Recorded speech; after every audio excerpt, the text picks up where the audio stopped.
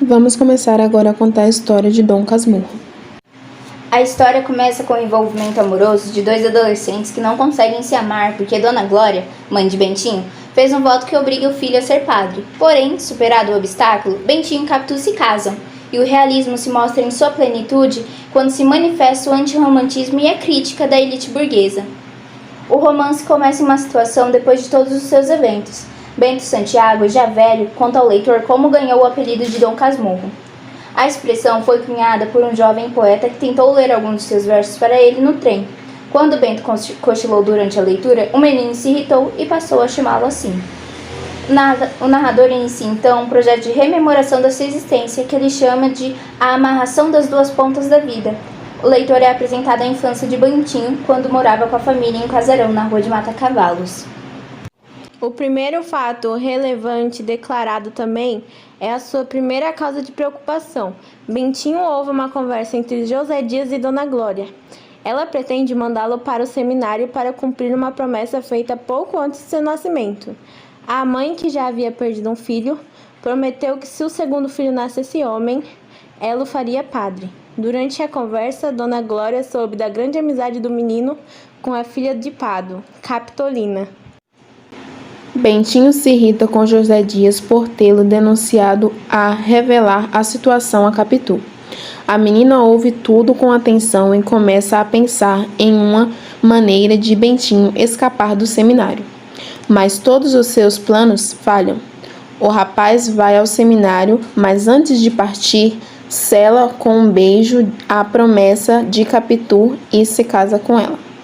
No seminário, Bentinho conhece Ezequiel de Escobar, que se torna seu melhor amigo. Em visita à família, Bentinho leva Escobar e Capitu o conhece. Enquanto Bentinho estuda para ser padre, Capitu estreita uma relação com Dona Glória, que começa a ver a relação do filho com a moça com bons olhos. Porém, Dona Glória ainda não sabe como resolver o problema da promessa e pensa em consultar um papa. Escobar teve uma solução.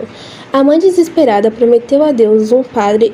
Não era necessariamente Bentinho, portanto, um escravo enviado ao seminário em seu lugar é Odernardo, sacerdote.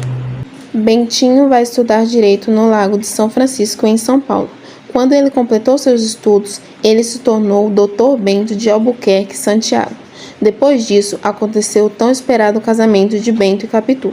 Por outro lado, Escobar casou-se com a melhor amiga de Capitu, uma velha amiga da escola. Capitu e Bentinho formam uma dupla muito unida. Porém, essa felicidade começa a ser ameaçada pelo casal, atrasando o nascimento de um filho.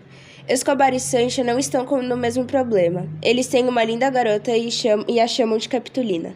Depois de vários anos, Capitu finalmente tem um filho e o casal consegue retribuir a honra que Escobar e Sancha lhe prestaram. O filho é batizado com o nome de Ezequiel.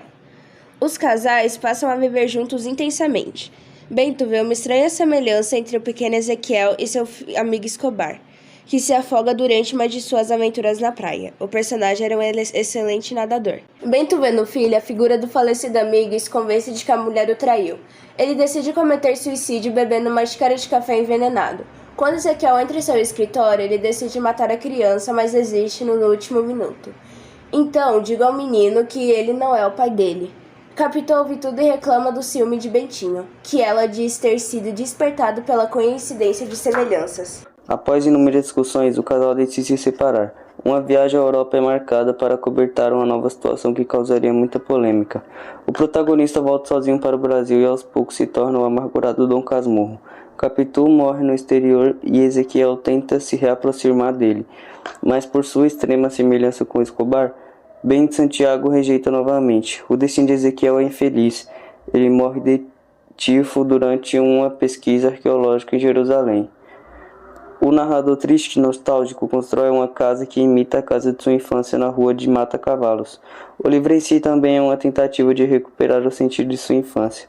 No final, o narrador parece subestimar um pouco sua própria criação. Ele se convence de que o melhor a fazer agora é escrever outra obra sobre a história do subúrbio.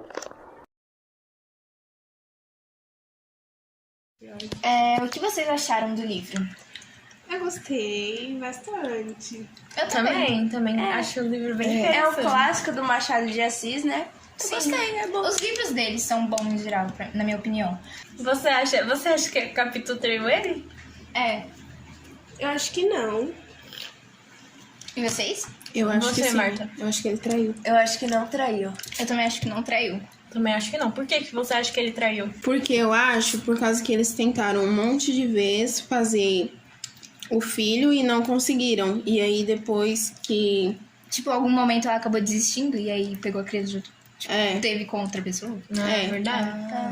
Por isso que eu acho, entendeu? Faz sentido. Faz sentido.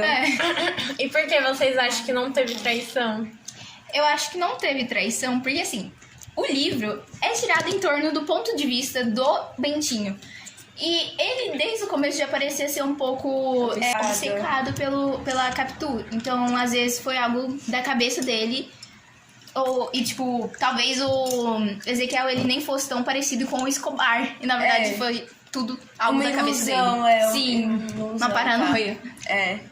E você, Jennifer? E eu também achei muito besta da parte do Bentinho não querer reconciliar com o próprio filho depois de ter passado tanto tempo. É verdade. E ele, tipo, antes dele falar com o filho ou tentar se matar, ele deveria ter ido conversar com a Capitu pra passar tudo a limpo. É, mas não, ele Fazer um queria teste matar o DNA próprio aí, filho. né? Sim. Qual o sentido? Naquela época não existia DNA ainda, eu acho. A gente também tem que parar pra pensar que no começo, o que a Dona Glória falou com o padre... Não, ela fez uma promessa pra Deus, em que ela dizia que se ela tivesse um filho, um homem, ele ia se tornar padre.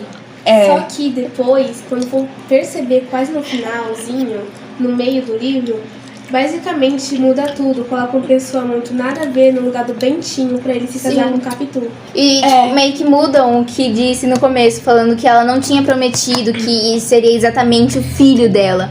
Realmente. E no Isso eu achei, na primeira vez que a gente leu o livro, eu achei meio confuso essa parte. Meio estranho. Sim.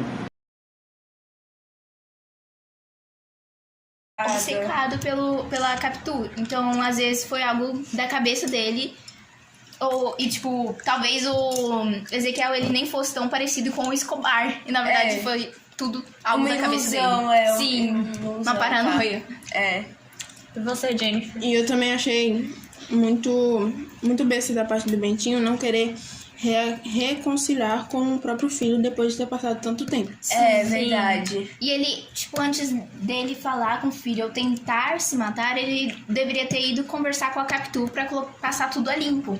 É, mas não, ele Fazer um queria teste matar o DNA próprio aí, filho. né? Sim. Qual o sentido? Naquela época não existia DNA ainda, eu acho. A gente também tem que parar pra pensar que no começo, o que a Dona Glória falou com o padre... Não, ela fez uma promessa pra Deus, em que ela dizia que se ela tivesse um filho, um homem, ele ia se tornar padre. Só que depois, quando for perceber quase no finalzinho, no meio do livro, basicamente muda tudo. Coloca uma pessoa muito nada a ver no lugar do Bentinho pra ele se casar com o Capitu. E tipo, meio que mudam o que disse no começo, falando que ela não tinha prometido que seria exatamente o filho dela. Realmente. E no Isso eu achei, na primeira vez que a gente leu o livro, eu achei meio confuso essa parte. Meio estranho. Sim.